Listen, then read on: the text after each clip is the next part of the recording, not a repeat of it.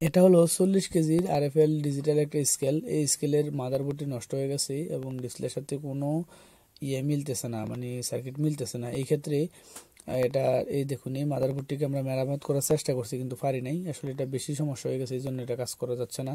Plus এই সার্কিটটা মার্কেটে অ্যাভেলেবেল কিনতে পাওয়া যায় না। এই ক্ষেত্রে একটা করণীয় আছে আমাদের। এখানে 1645 আইসি ছিল ডিসপ্লের মধ্যে, এখানে অন্য কোনো মাদারবোর্ড মিলাতে পারতেছি না। এই কারণে আমাদের কাছে একটা মাস্টার সার্কিট আছে। এই সার্কিটটা যদি আমরা ব্যবহার করি, এখানে এই দেখুন, এখানে 1640 যে আইসিটা ডিসপ্লের মধ্যে এটা মাদারবোর্ডের পিছন দিক দিয়ে লাগানো আছে অর্থাৎ সার্কিটের। এই জন্য আমরা এই আইসিগুলো খুলে ফেললাম।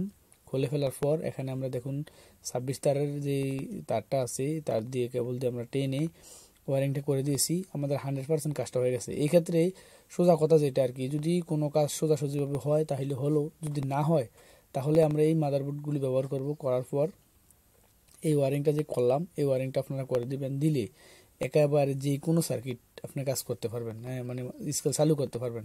এখানে দেখুন কিপ্যাডের মধ্যে আমরা এই লাইনগুলো আলাদা ওয়ারিং করতে হয়েছে, কারণ ওই আগের সার্কিটের সাথে এখনকার এই কানেকশনগুলো মিল নাই। এই জন্য আমরা কিপ্যাডের লাইনগুলো আলাদাভাবে টেনেছি এবং ডিসপ্লে লাইনগুলো আলাদাভাবে টেনেছি, কারণ আমাদের কাজটা 100% ওকে করতে হবে। এটার মধ্যে আমি তেমন কিছু দেখাই নাই। জিনিসটা হলো এটাই বুঝাইলাম যে যদি আপনি কোনো কাজ সোজাসুজিভাবে করতে পারেন তাহলে হলো, যদি সার্কিট মিলাইতে পারেন তাহলে হলো, যদি না মিলে এই ক্ষেত্রে কিছু কিছু সার্কিট পাওয়া যায়, এগুলো দিয়ে আপনি 100তে 100 কাজ করে ফেলতে পারবেন, কোনো সমস্যা নাই। যে কোনো স্কেল হোক, যেই কোনো স্কেল হোক, আপনি 100% করতেই পারবেন।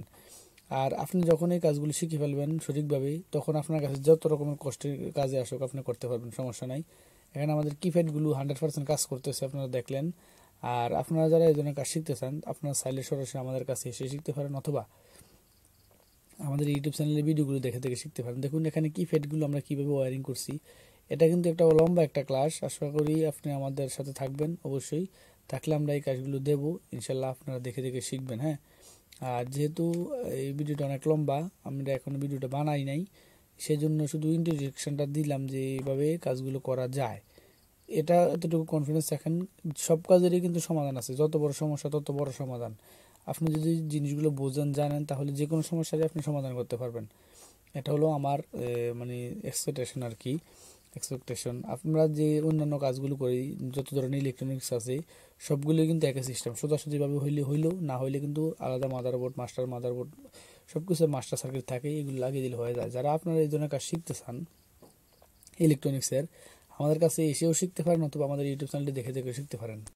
আর আমরা যে কোনো ধরনের ফ্যান, যে কোনো ধরনের মোটর কিংবা ইজি বাইকের মোটর, চার্জার, কন্ট্রোলার, হাবিজাবি ইলেকট্রনিক্স, তার পাশাপাশি আছে যে কোনো ধরনের স্টেবিলাইজার বা হিটার, রুম হিটার, হাবিজাবি হিটার, কুকার, কফি মেকার বা blender tender, battery, power tools, হাউজে ব্যবহৃত ইলেকট্রনিক্সগুলো, এই কাজগুলো চাইলে আপনারা সরাসরি আমাদের কাছে কোর্স আকারেও করতে পারেন, অথবা আমাদের ইউটিউব চ্যানেলটি দেখে দেখেও করতে পারেন। Thank you for watching this video.